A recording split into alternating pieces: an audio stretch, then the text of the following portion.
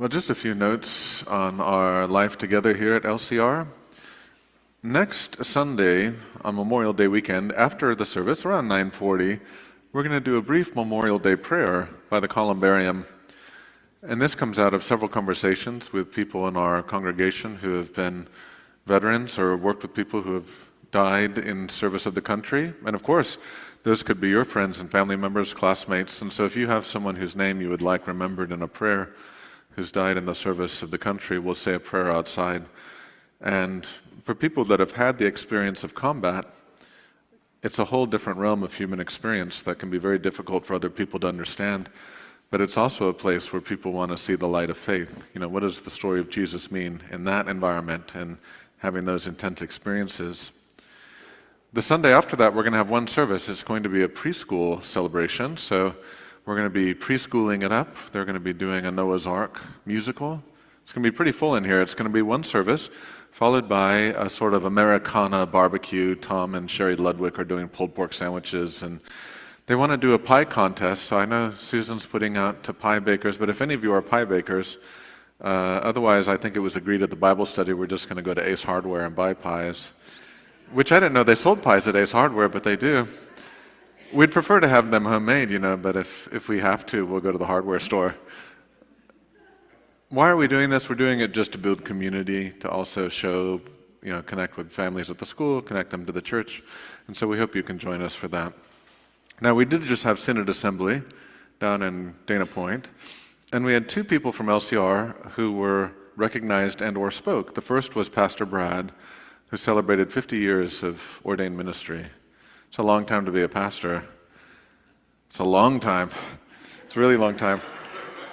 But he probably gave the most heartfelt, we're going to post it on in our weekly email and so on. He gave a beautiful meditation just on what he thought of his ministry. And so we'll share that with you. And so if you see him, just congratulate him on 50 years of service of the church. And then yesterday, Kirsten Valenta presented on CCN, and so was able to tell a little bit of the CCN story and talk about some of you. She only used first names, so if you were talked about, they won't be able to find you, but she did a great job too, talking about this ministry and the impact it's had on people's lives. I want to thank the Fellowship Committee for yesterday's Ladies' Luncheon. See, there's a lot going on all the time here, but the Ladies' Luncheon and a few of my favorite things, and you saw people singing and Claudia Valenta playing the piano and sort of the Sound of Music theme. And so we are happy to celebrate the ladies at that luncheon, and thank you for everyone who was a part of that.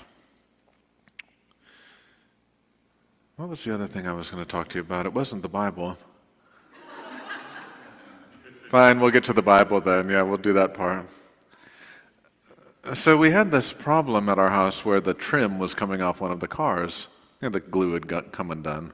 And I had glued it, but it wasn't the right glue, so that came undone. So I said, I'm going to get the right glue. So I got this glue from Amazon, automotive adhesive. And I opened it yesterday.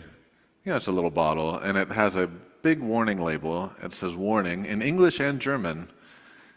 I don't know why it's in German too, but it said immediately bonds to human skin, warning.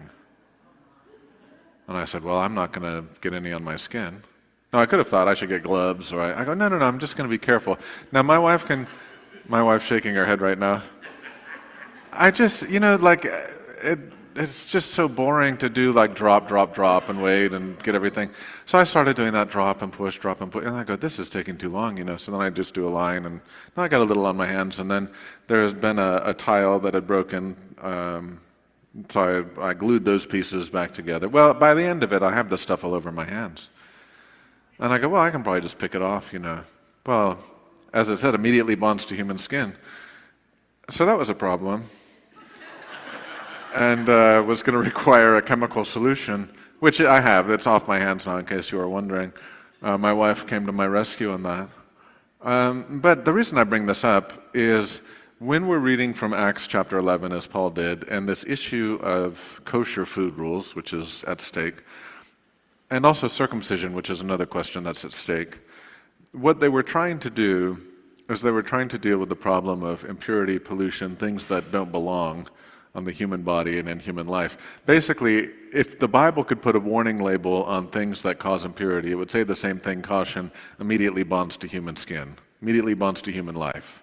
So it has a kind of contagion and a kind of spreading and sticking that once it's on, it just doesn't come off. And so we have this very elaborate system of ritual sacrifices, the tabernacle, the temple, and so on, which is dealing with this problem of spiritual solution and requires well-trained priests. And the reason you want a well-trained priest is they're able to make a distinction to say, this is pure, this is not, this is a problem, this is not. So I used a lot of things to get it off, but until my wife said, use the acetone, then of course it all came off. But we needed the right person to say, this is the distinction, or this is the way we're going to fix this problem. That's why you'll see in that reading from chapter 11 of Acts, priestly language no longer make a distinction between these people.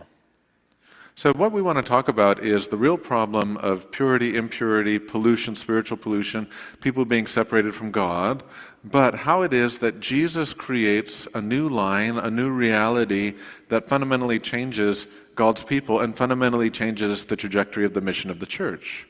And so Acts chapter 10 is actually a really important chapter of the Bible. Probably in your list of important chapters, that should be in your mind. And it's so important that we have Acts chapter 11 to retell the story and also offer a defense of what happened because it's so surprising. Namely, Cornelius, the Roman centurion, he's praying. God tells him to send these people to find Peter. Peter's praying. He keeps having this vision of eating non-kosher food, going, no, Lord, I don't want to eat that. I don't want any shrimp. I don't want any lobster. Well, maybe a little bit, but I've never done that. I won't do it. And then it says, what God has made clean, don't worry about it, essentially. And so it's this making clean that is the saving work of Jesus with the cross. The making clean not just of human hearts, but the whole world. The earthquake that happens at the crucifixion shakes everything. It shakes everything up, and people have to catch up to this reality of what God has done. Namely, God has moved the line to a new line. And so the things that we were worried about, or the problems of purity, impurity, spiritual pollution, now the calculus has to be totally different. Now the interesting thing about this, and then I'm going to stop for a second so you don't get bored talking about biblical purity, but the interesting thing about this is once Peter has this vision and he goes and baptizes the first Gentile family in the history of the Bible, people outside the promise, people in Jerusalem hear about it, and you heard Paul read it, it said they heard about what he had done, and what was their response? Criticism. And they criticized him. Now, anyone who's been in church goes, well, I know what that's like, Sometimes people volunteer and they do stuff, and you go, well, how did that go? And they go, I don't know, people just complained about it. And you go, well, they're the only ones that are going to tell you. If people like it, they're not going to tell you. It's the people who don't like it who are going to tell you, So there's sort of a bias of information input on that. But it's the same thing that happens to Peter. Peter is criticized for this work. And then Peter has to tell the story again, and Peter has to witness again, and then that criticism turns into silence, it says. They were silent, and they're thinking about it, and it doesn't say, and then they doubled down and criticized him even more, casting him out of the apostles. It says they were silent, and then they praised.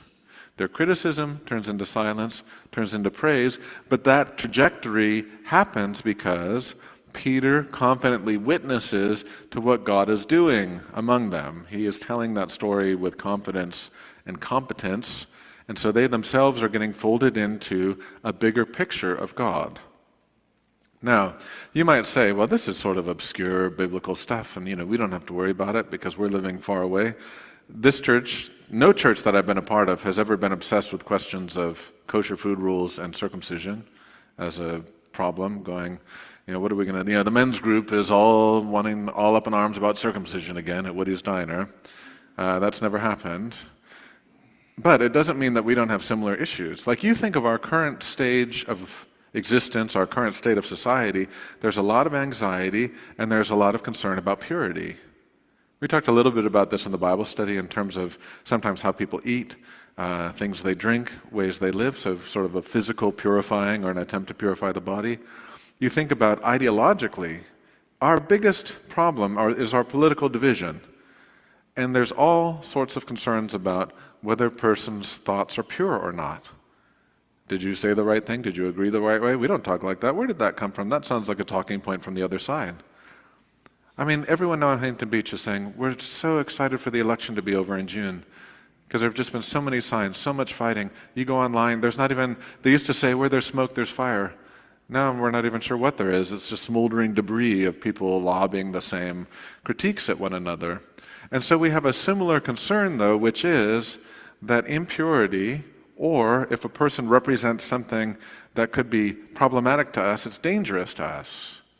This is what the Bible was concerned about. Other people's impurity is dangerous to me. That's why they're worried about it.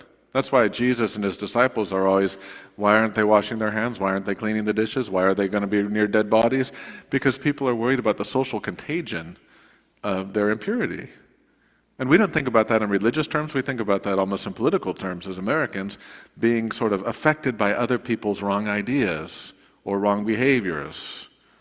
And one of the things I want to propose to you is Acts chapter 10 and Acts chapter 11 gives us an interesting new perspective, or at least a church perspective that could be very helpful in the moment in which we're living, saying the line has moved beyond our definitions or beyond the old definitions of pure and impure, clean and unclean. And God has drawn a new line, which is the line we see in the book of Romans. All have sinned and fallen short of the glory of God, and all will receive the same gift of mercy, if there is a gift to be received by anyone. This is why it's interesting that we have juxtaposed with this John chapter 13. Because, of course, like I said, we're getting ready for the ascension. We're getting ready to talk about Jesus going up to the right hand of God. And so he's telling them, where I'm going, you cannot come. My time with you is short. But you have to remember, this chapter in John is when Jesus washes the feet of the disciples. And so Jesus has just washed their feet. Jesus has just told them that if you want to be great, you need to be a servant. And Jesus, if you remember, starts to wash Peter's feet, and Peter goes, no, not my feet, everything, wash everything. And then Jesus goes, if I wash you, the feet is enough. Namely, if I cleanse you, then the washing up is just the minor stuff. And when we say, okay, so when does Jesus wash us up? He washes us up in baptism.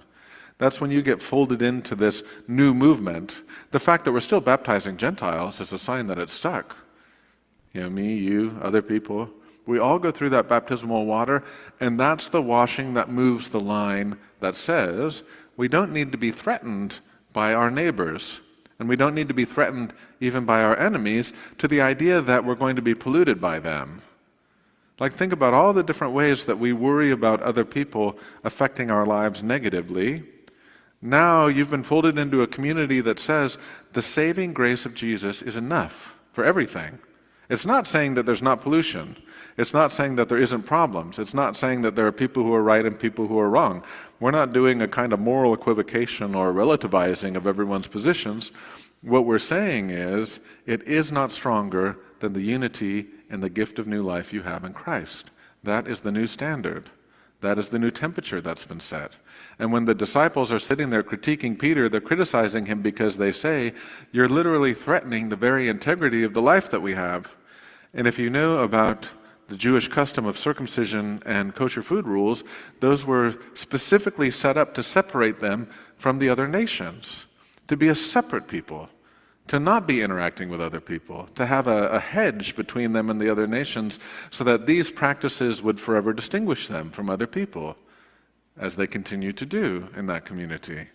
But the early Christians were confronted with the possibility that God was going to no longer make those part of the story of moving forward, which is why Christians don't mandate circumcision and we don't mandate kosher food rules, all because of Acts chapter 10 and 11. It goes all the way back to that time. But their initial concern leads to criticism. The report of what God has done leads to silence. A reconsideration of life in light of what God has done leads to praise. And this, to me, gives us sort of the pathway from criticism to silence to praise, whereby we can say, let us reconsider everything that we are struggling with, everything that appears to be dangerous, polluting, and impure, and ask ourselves, what happens if we hold this in the light of the crucified Jesus, the resurrected Christ, the gift of new life, and to see what power God reigns on us, the power of God's mercy, the renewing gift of God's love. And then we, like Peter, goes, I don't know, it appears that God's heart is bigger than we thought. Amen.